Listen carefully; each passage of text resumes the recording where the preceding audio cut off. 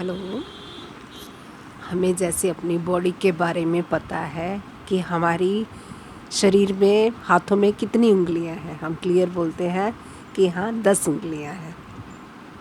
ऐसे ही हमें माइंड के सेंटर्स के बारे में श्योरली पता है कि हमारे माइंड में कितने सेंटर्स हैं। ऐसे ही पता होगा तभी हम इसकी ड्राइविंग कर पाएंगे। हमारे माइंड में होते हैं 4 सेक्शन और 7 सेंटर्स, और फर्स्ट सेक्शन में 4 सेंटर होते हैं। और जब तक इन 4 सेंटर्स के अकॉर्डिंग हमारी बॉडी बिहेव करेगी तब तक हमारी बॉडी पांचों तत्व से ही गाइडेड होगी, और तभी हमारे अंदर ईगो, ईर्ष्या, ये सब चीज़ें हमेशा रहेंगी। कारण क्या है? क्योंकि हम स्थूल से गाइडेड हैं। चारों क्या है सेंटर्स हमारे? I intelligence, emotions, sense of vitality और मूवमेंट। इनसे हम लोग गाइडेड होने की बजाय जब तक हम प्योर इंटेलिजेंस की तरफ नहीं जाएंगे, हमारी सेंसिटिविटी बढ़ाएंगे नहीं। पहले बचपन में हमें छोटा सा भी कुछ खिलौना मिल जाता था, माँ बाप कुछ खाने को मिठाई ले आते थे, तो तब भी कितने खुश होते थे हम लोग। लाइट कभी आती थी कभी नहीं आती थी, जब आ जाती थी लगता था पता नहीं क्या आ गया है। अब घर में इन्वर्टर है, हर टाइम फ़ोन है, हर चीज़ है, तब भी क्या हम खुश हैं? यानी हम कितनी अंदर से सेंसिटिविटी खो चुके हैं, इतने हार्टेड होते जा रहे हैं कि कुछ भी हो जाए हमारे ऊपर असर ही नहीं होता। एक से एक खाने को मिलता है, हर वक्त लाइट, बिजली, इन्वर्टर, एसी, गीजर, क्या कुछ नहीं है, तब भी हम बहुत परेशान हैं। कारण क्या? क्योंकि हम सूक्ष्म की बजाय स्थूल में जा रहे हैं और स्थूल के एडिक्टेड होते जा रहे हैं। और जितने ये हायर सेंटर्स वाले जो हमें भगवान की तरह दिखाई देते रहे, कृष्ण, राम, ये सब क्या है? ये सूक्ष्म की यात्रा में जाते हैं। ये अपनी जैसे इस तरह की यात्रा करते हैं जैसे हम लोगों का देखने का तरीका है, कुछ भी करते हैं हमें उसके एवज में चाहिए। हम पूछते हैं इसका फ़ायदा क्या? और वो लोग क्या करते हैं, वो इस तरह से करते हैं जैसे कहीं जाके ना हम नौकरी करें और उसकी जब सैलरी मिले तो वो सैलरी सब लोगों में बांट के अपने आप खाली हाथ उठ के आ जाए। वो इस तरीके से दुनिया में आते हैं, दिन रात कर्म करते हैं, लेकिन उसका फल नहीं चाहते, क्योंकि उन्हें पता है फल मांगा और चक्रव्यूह में बंधे। उनका देखने का तरीका कुछ और ही होता है।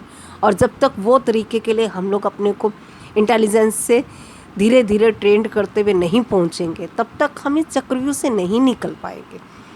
इस माया जाल के अंदर फंसे ही रहेंगे और हमारे अंदर कमांड नहीं आएगी। इस बॉडी की कमांड उसी को ही दी जाएगी जो इस बॉडी को यूज़ करना समझता है, जो बॉडी की जब इसके अंदर शक्तियाँ आ जाएंगी तो उसका मिस यूज़ नहीं करेगा, जिसके अंदर कभी ईर्ष्या नहीं होगी, एंगर नहीं होगा। अभी तो हमारा ये हाल है, हमारे अंदर ही सारे कमरे हैं, गुस्से का, प्यार का, ईर्ष्या का, हर चीज़ का।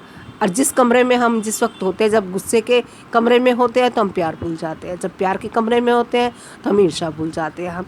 हम उसी को ही खुद को मान लेते हैं और हमेशा हमारे डिसीजंस भी गलत होते हैं और हम बेपैंदे के लोटे की तरह कभी इधर कभी इधर, कभी इधर कभी इधर। इसके लिए हमें दिन रात पैटर्न्स को देखना पड़ेगा। हम जिस चीज़ को, जैसे हम कोई कॉमेडी वाले वीडियो बार बार देखते हैं, अश्लील वीडियो बार बार देखते हैं, वो हमारे पैटर्न्स स्ट्रॉन्ग हो रहे हैं। वो गलत पैटर्न्स स्ट्रॉन्ग हो रहे हैं तो सही पैटर्न्स भी तो बनाए जा सकते हैं ना।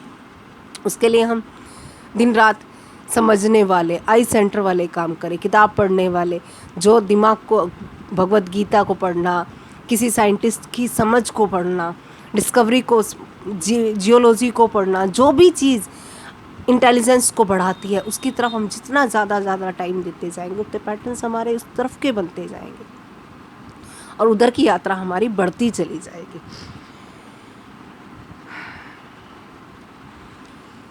जितनी जिंदगी हमारे हाथ में जा चुकी है उसको याद करने की कोशिश करें।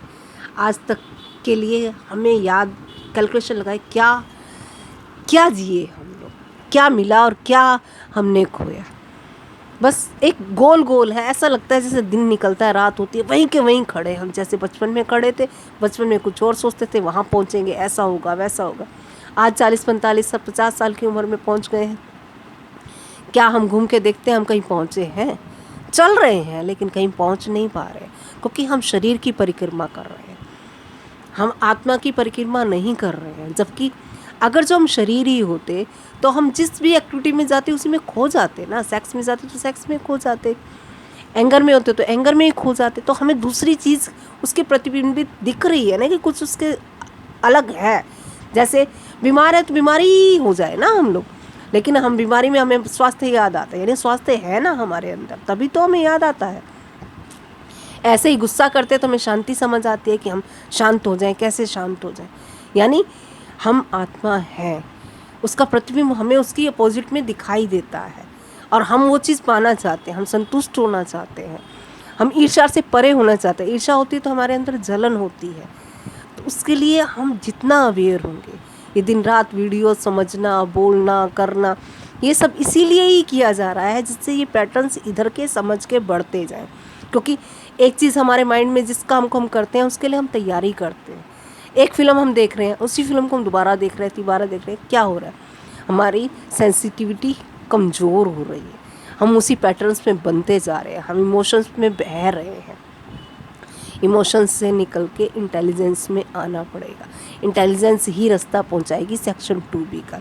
और आने वाले में जो कृष्ण भगवान और ये सब इतनी ऊंचाइयों पे कैसे पहुंचते, वो धीरे धीरे इंटेलिजेंस के द्वारा सेक्शन 2B डेवलप करते हैं, फिर आगे 3 डेवलप हो जाता है और 4 में तो वो भगवान हो ही जाते हैं। और वो यात्रा सभी के लिए है, तभी तो कृष्ण भगवान गीता में समझाते हैं कि अर्जुन योगी ये करता है, योगी ये करता है। अगर जो कोई और नहीं पहुंच सकता तो कहता भाई बस कोई नहीं पहुंच सकता, मैं ही पहुंचाऊँ, बस मेरी पूजा करो। उन्होंने कहा नहीं, तू भी पहुंच सकता है अर्जुन, तू भी कृष्ण बन सकता है। ऐसे ही हम भी इस यात्रा पे पहुंच सकते हैं, हम खुद को खुद पा सकते हैं। यात्रा बहुत सुगम भी है, लंबी भी है, लेकिन एक एक कदम अगर इंजॉय करते हुए चलेंगे अवेयरनेस के साथ, जो आया है वो जाएगा ही जाएगा, वक्त उसका इंजॉय ले लो ना। पेन है तो पेन का इंजॉय ले लो, खुशी है तो खुशी को देख लो कि उसको वो कितने टाइम तक रहेगी। बीमारी आई तो बीमारी का भी इंजॉय ले लो, क्यों सोचते हैं जल्दी से ख़त्म हो जाए, उसकी भी एक वक्त आएगा वो भी ख़त्म हो जाएगी। लेकिन इंटेलिजेंस से समझते समझते समझते समझते शरीर भी निरोगी होगा, मन भी निरोगी होगा। आज इतना ही, कल भी बात करते हैं।